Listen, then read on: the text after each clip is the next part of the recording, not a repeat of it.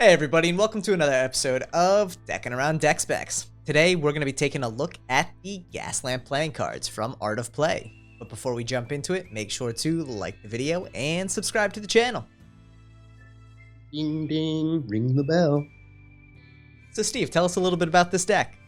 Oh, you were telling us about this deck. I can do that, man. So, this deck is printed by USPCC on their premium crushed stock, as with all Art of Play decks. It retails for $15 and is part of an unspecified print run. Let's check it out. I have to say, man, I absolutely love the tuck on this deck, named after the Gaslamp district of San Diego, which obviously has a lot of sentimental value for Dan and Dave Buck, having their original play capsule there, as well as the original Art of Play showroom and warehouse location. There is so much gold foil on this, it's almost blinding, but I love how great of a job Clove Street Press does with the intricacy of that foil. You see the ad copy on the bottom there, which is really very ornately done. Everything about this deck to me just screams like luxury. Dude, Art of Play crushes it every time. They really do. I have to say, I really dig the interior foiling on that as well. Very simple pattern, but adds just to that elegance you see here. And then obviously you got the monochromatic back design. So one thing I think a lot of, Art of Play decks are known for is a very simplistic back coloring.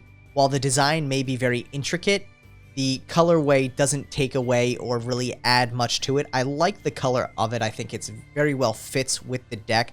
But I would have liked to see a little bit more color to go with all that vibrancy on the tuck. Yeah, I agree.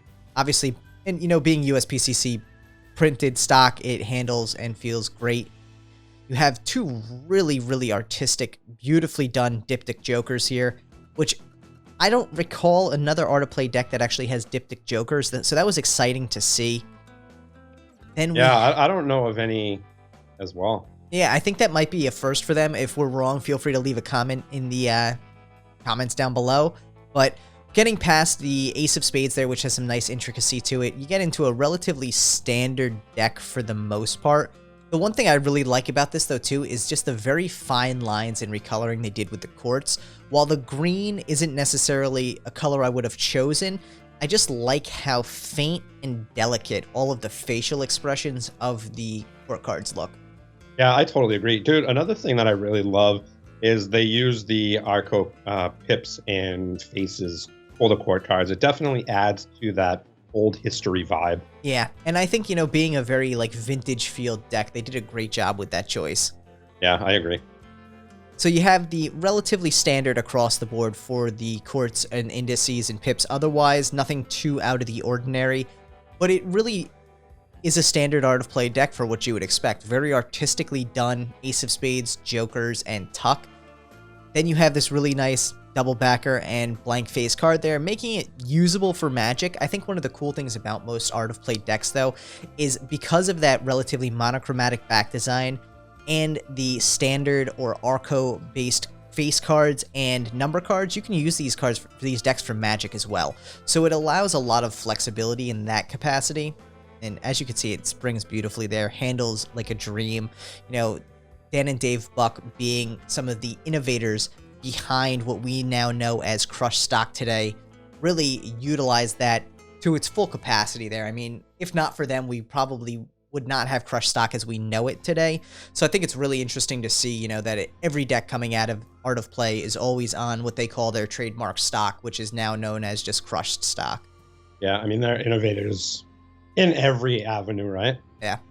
And I just looking at the image here, I can't get over how vibrant and bright that gold foil is, but at the same time, there's so much detail built into it that Clove Street just crushed it there. And yeah, the designer for this as well, I want to say his name is Jeff Trish, did a phenomenal job on the artwork for this. I think the back design itself is very fun. It's very conducive to that kind of old world feel. Like I said, being monochromatic, sometimes that can be a little difficult. It maybe doesn't add or take away from it. To me, it almost gives it like an old news sheet vibe, with that black and white choice. They could have gone with a red to match the tuck or the green to match the faces, but that old school red feel just matches so perfectly with the vintage look they were going for.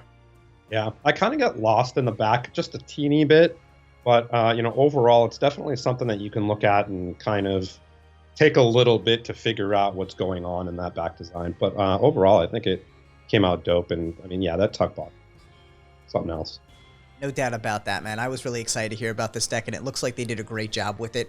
So guys, make sure to check out Art of Play. You can pick this deck up for $15. Thank you so much for checking out this episode of Deckin Around Deck Specs. Make sure to like, subscribe, and comment below. Peace, peace.